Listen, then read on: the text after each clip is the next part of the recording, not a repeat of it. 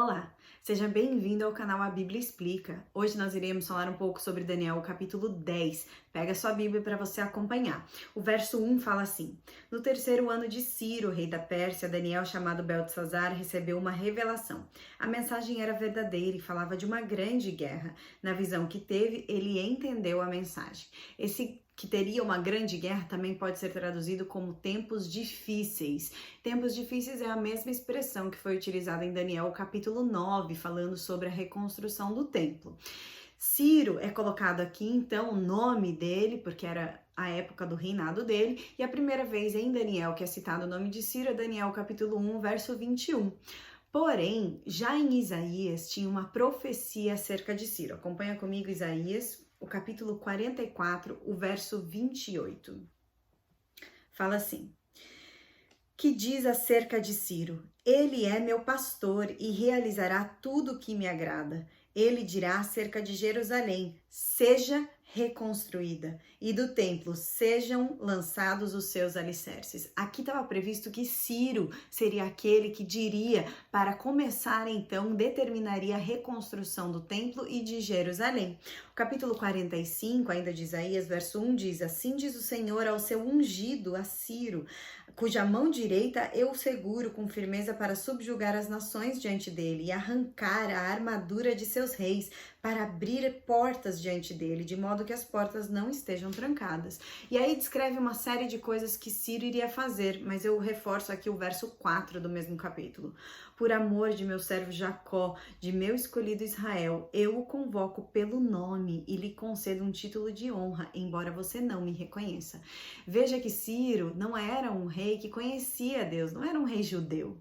E mesmo assim, Deus diz assim: eu te chamo pelo nome. Tanto é que ele colocou o nome dele 150 anos antes do seu nascimento. E ele diz: é você, Ciro, que irá fazer tudo isso. Embora você não me reconheça, eu vou te dar um título de honra. Então, Deus preparou aqui uma profecia que iria se cumprir 150 anos depois. Na verdade, o seu nascimento se cumpriria 150 anos depois, e aí, então, quando ele determinaria a reconstrução. E Ciro, quando viu essa profecia, ele ficou realmente chocado, porque ele descobriu que o seu nome aparecia. E ele, com essa notícia, com a expressão do nome dele, ele aceita essa mensagem e aceita cumprir a missão de Deus. Aqui já estava, então, previsto que Ciro conquistaria a Babilônia, que ele libertaria o povo de Deus e que ele restauraria o templo de Jerusalém e a cidade de Jerusalém, a reconstrução da mesma.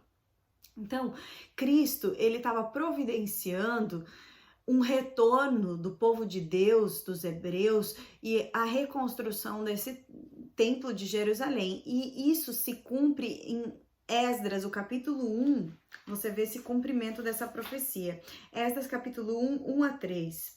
No primeiro ano do reinado de Ciro, rei da Pérsia, a fim de que se cumprisse a palavra do Senhor, falada por Jeremias, o Senhor despertou o coração de Ciro, rei da Pérsia, para redigir uma proclamação e divulgá-la em todo o seu reino.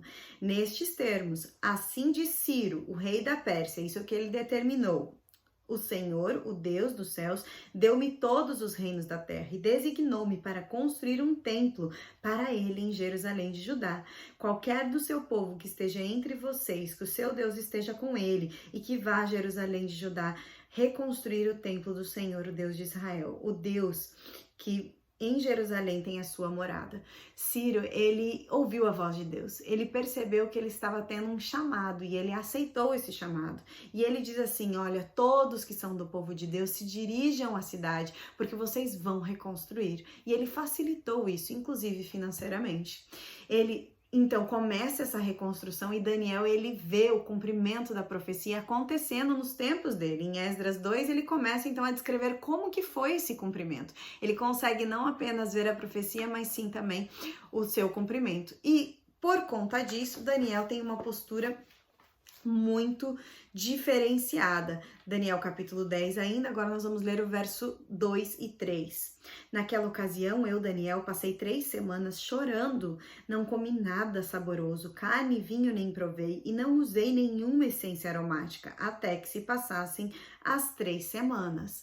Veja que ele ficou 3 semanas de jejum, foi exatamente no primeiro mês de Nisan, entre a festa da Páscoa e dos pães asmos, e ele fica em jejum essas 3 semanas, por quê? Porque ele percebeu que teria tempos muito difíceis e uma guerra. Que guerra é essa? Uma guerra espiritual, aonde de um lado estava Cristo tentando cumprir o seu plano para o seu povo e de outro lado Satanás colocando todos os empecilhos. Tanto é que foi realmente muito difícil a reconstrução. Satanás enviou povos para tentar guerrear durante esse período. A reconstrução foi parada, depois teve a sua continuidade. Eles ficavam com armas enquanto reconstruíam, uma arma de um lado e reconstruindo de outro lado. Então realmente tinha uma guerra muito grande. Veja que essa luta entre o bem e o mal aconteceu e Daniel, ele teve apoio de Deus em todos os momentos. No livro de Daniel, capítulo 6, você vê que Deus mandou um anjo para livrar Daniel da cova dos leões. Depois do capítulo 9 de Daniel, que a gente viu no estudo passado, Deus manda Gabriel para que ele pudesse interpretar e ajudar Daniel a ficar mais calmo para entender tanto a profecia das 70 semanas quanto dos 2.300 anos. E agora aqui em Daniel, capítulo 10, Deus envia o arcanjo Miguel para que ele, então, cumpra essa profecia e lute aqui contra Satanás. O que é Miguel? Miguel é um título que é dado para Jesus quando ele está em guerra. Guerra contra quem? Contra Satanás. E você pode acompanhar isso em Apocalipse, o capítulo 1, o verso 13 a 16. Veja as características. E entre os candelabros, alguém semelhante ao Filho do Homem, com uma veste que chegava aos seus pés e um cinturão de ouro ao redor do seu peito. Sua cabeça e seus cabelos eram brancos como a lã, tão brancos quanto a neve. Seus olhos eram como chama de fogo. Seus pés eram como bronze numa fornalha ardente, sua voz como o som de muitas águas. Tinha em sua mão direita 7 estrelas e da sua boca saía uma espada afiada de 2 gumes. Sua face era como o sol quando brilha em todo o seu fulgor. E o que acontece com João quando tem essa visão? A mesma coisa que aconteceu com Daniel, verso 17. Quando o vi, caí aos seus pés como morto. Então ele colocou sua mão direita sobre mim e disse: não tenha medo, eu sou o primeiro e o último. Esse é Jesus, o nosso arcanjo Miguel. Bem, olha as características para a gente entender que era a mesma pessoa, o mesmo Deus, Jesus, que tanto Daniel quanto João estavam vendo. No verso 5 de Daniel, do capítulo 10, ele vê um certo homem. João, em Apocalipse, diz um homem como filho do homem. Em Daniel, a gente vê ele vestido de linho. Apocalipse, vestido até os pés. Daniel, cingido com ouro fino. Em Apocalipse, um cinto de ouro. Em Daniel, um rosto que parecia um relâmpago. E ele continua em Daniel, olhos como tocha de fogo. Em Apocalipse, olhos como chama de fogo. Em Daniel, braços e pés como bronze. Em Apocalipse, pés como latão reluzente. E em Daniel, uma voz de uma multidão. E em Apocalipse, a voz de muitas águas. Esse é o nosso Jesus, descrito aqui tanto por Daniel quanto em Apocalipse. E aí, a partir do verso 9, ele diz assim uma expressão: e eis que te sou enviado. Então, aparentemente aqui, cessa Cristo falando com Daniel e aparece então um anjo explicando então o que aconteceria a partir do verso 10. Vamos ler o verso 10 a 12. Em seguida, a mão de alguém tocou em mim e me pôs sobre as minhas mãos e os meus joelhos vacilantes. Ele me disse: Daniel, você é muito amado, preste bem atenção no que vou falar. Levante-se, pois eu fui enviado a você. Quando ele me disse isso, pus-me em pé, tremendo. E ele prosseguiu: não tenha medo, Daniel. Desde o primeiro dia em que você decidiu buscar entendimento e humilhar-se diante do seu Deus, suas palavras foram ouvidas e eu vim em resposta a elas. Veja que ele ficou vacilante, ele ficou pálido, ele ficou sem forças, assim como João também, que ficou quase morto quando ele teve um encontro com Deus. Mas ele então agora vai continuar dizendo para que ele veio, para que o anjo veio, depois de dizer que ele é muito amado. Verso 13, mas o príncipe do reino da Pérsia me resistiu durante 21 dias. Então Miguel, um dos príncipes supremos, veio em minha ajuda, pois eu fui impedido de continuar ali com os reis da Pérsia. Então, em Daniel 10, 13, nós temos ali o príncipe da Pérsia, que é Satanás, aquele que estava guerreando contra Miguel, que é o príncipe dos príncipes. Quando você vê Apocalipse 12, 7, fala que Miguel estava batalhando contra o dragão e seus anjos, contra Satanás. Então, Jesus e Satanás, a guerra sempre acontece nesse sentido. Em Apocalipse 22:16, também tem um paradoxo, por quê? Porque Jesus ele é chamado de estrela da manhã, filho da alva. E quando você olha Isaías 14:12, fala assim: como caíste do céu, ó estrela da manhã, filha da alva, falando de Satanás. Então, Satanás sempre tenta se colocar como Deus, né? E Isaías descreve muito bem isso, que ele queria ser como o Altíssimo e se colocar mais alto ainda que o Altíssimo. Mas vem Jesus para guerrear e colocar Satanás no lugar dele, né? E fazer então com que se cumprisse os planos para o seu povo. O príncipe da Pérsia, então, aqui, ele faz uma referência a Satanás, que estava lutando com Gabriel, e ele não aguentou até que então teve que vir Miguel, Jesus, o próprio Deus, lutar para ganhar essa batalha. O príncipe da Pérsia, o príncipe da Grécia tem como nome ali Satanás, mas nós temos um único príncipe, o povo de Deus tem um único príncipe, que é o príncipe Miguel.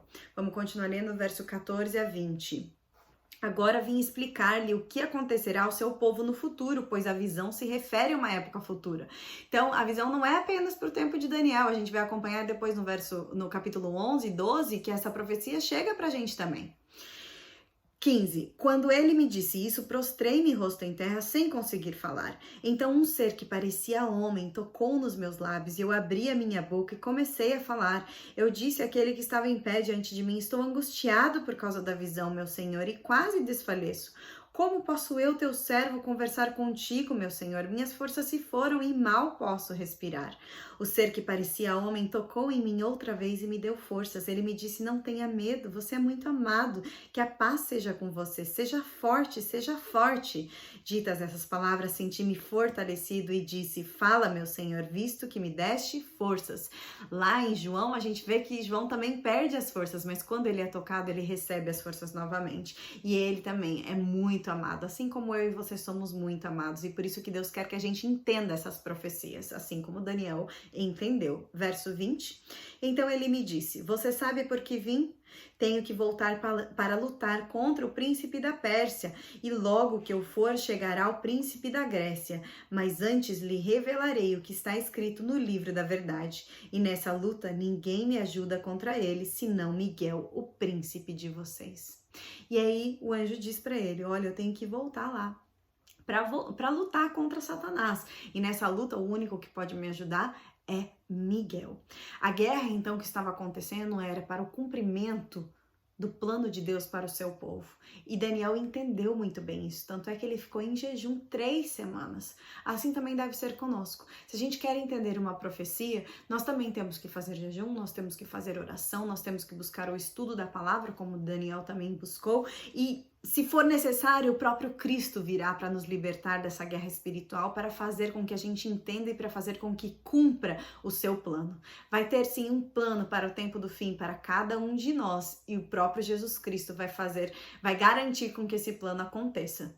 Por isso, acompanhe o próximo estudo de Daniel, capítulo 11, para que você entenda qual é o plano para mim e para você que vai acontecer. Se você gostou desse vídeo, curta ele, compartilhe entre os seus amigos, inclusive se você tem amigos que falam inglês ou espanhol, peça para eles que eles se cadastrem, eles se inscrevam no nosso canal em inglês, da Bible Explains, e La Bíblia Explica em espanhol. E eu espero que você ative o sininho para receber todas as notificações e que você esteja conosco no próximo vídeo. Até mais, que Deus seja louvado!